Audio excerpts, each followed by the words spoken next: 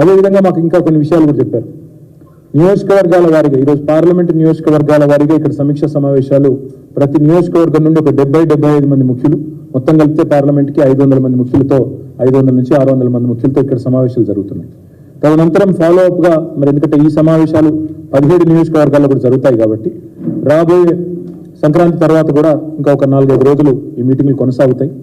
తదనంతరం క్షేత్రస్థాయిలో నియోజకవర్గాల వారీగా కూడా విస్తృత స్థాయి కార్యకర్తల సమావేశాలు కూడా పార్లమెంటు ఎన్నికలకు సంబంధించి సన్నాహక సమావేశాలు కూడా పెట్టుకుంటాం. దాంతోపాటు అక్కడక్కడ కాంగ్రెస్ పార్టీ ఇవాళ కొత్త ఆగడాలకు పాల్పడుతూ ఉంది. తుంగతుర్తిలో మా నాయకుల మీద ఇప్పుడు 2 సార్లు దాడులు జరిగినాయి. జగదీశ్వర్ రెడ్డి గారు మాజీ మంత్రి గారు, అదేవిధంగా అక్కడ మాజీ ఎమ్మెల్యే కిషోర్ గారు సూర్యాపేట హాస్పిటల్ కూడా ఇవాళ పోయినారు. అక్కడ మా నాయకుడు మహేష్ మీద జరిగిన దాడిని ఖండించి అక్కడ వారికి ధైర్యం చెప్పి వారికి అండగా నిలబడ్డారు.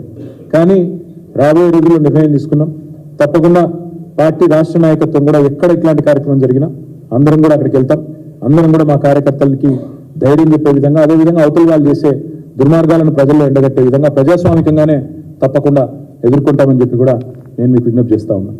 దాంతోపాటు ఇవాళ నిజానికి మా వాళ్ళు ఎవ్వరు కూడా మేము అనుకున్నాను, నేను వ్యక్తిగతంగా అనుకున్నాను మా వాళ్ళు ఏమైనా కొద్దిగా డిమారలైజ్ అయినారేమో అని.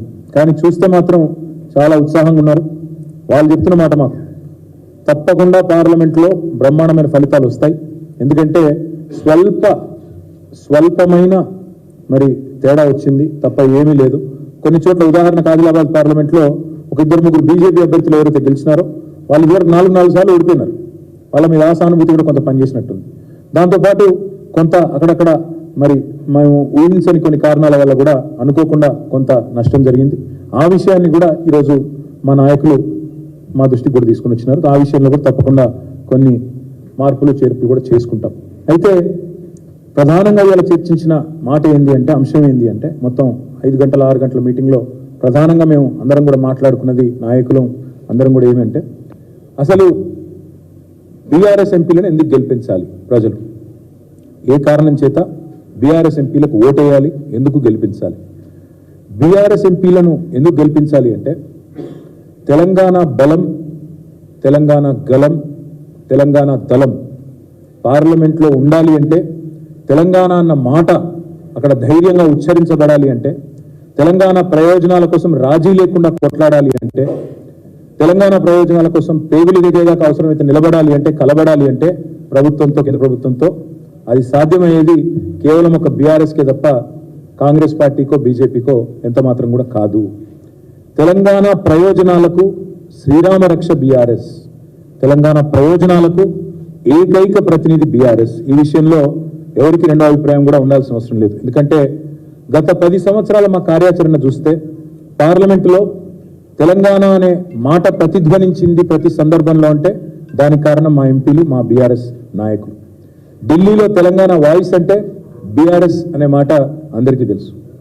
ఇవాళ కాంగ్రెస్ కానీ బీజేపీ కానీ మరి అన్ని రాష్ట్రాల్లో ఇది ఒక రాష్ట్రంగా చూస్తాయి, కానీ మాకు ఇది ఎపి సెంటర్. మేము కూడా ఇతర రాష్ట్రాలకు విస్తరించాలనే ఆకాంక్ష ఉన్నప్పటికీ మాకు మా న్యూక్లియస్, మా ప్రధాన కేంద్రము అల్టిమేట్గా హైదరాబాద్, అల్టిమేట్గా తెలంగాణ.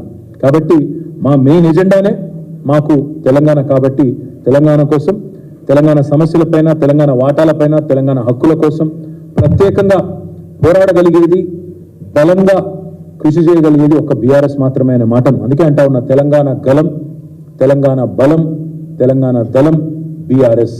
అందుకే పార్లమెంటులో తప్పకుండా ప్రశ్నించాలన్నా, ఏ అంశాన్ని లేవనెత్తాలన్నా కేవలం అది చేయగలిగేది, పోరాడగలిగేది ఒక బీఆర్ఎస్ మాత్రమే అనే మాటను కూడా నేను రాష్ట్ర ప్రజలకు కూడా విజ్ఞప్తి చేస్తా ఉన్నా.